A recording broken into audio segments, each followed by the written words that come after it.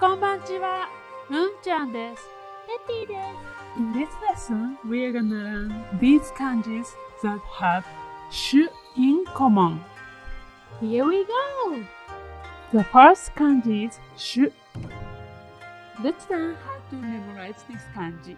This kanji represents the image of a candle flame on the stand that doesn't move. And this indicates the idea of stillness, which eventually came to mean master, who usually doesn't move. Here's how to write it.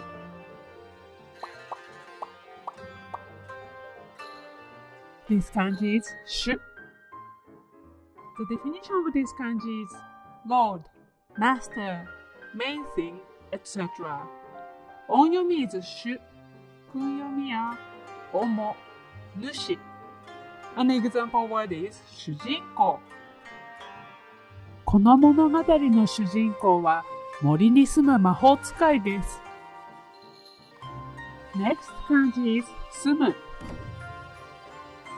So left part of this kanji illustrates a person, and right part expresses the flame that doesn't move. This kanji means to live. This is a person radical.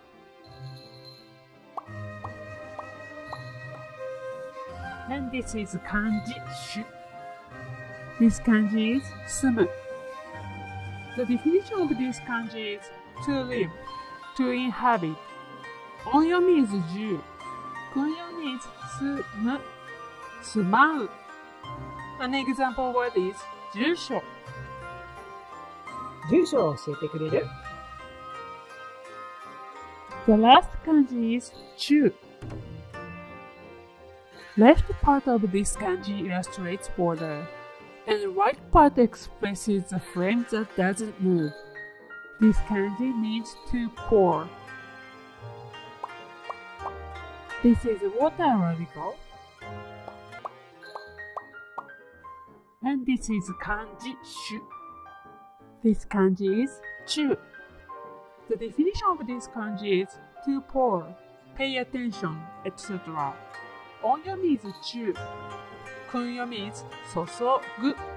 An example word is 注意。忘れ物に注意してください。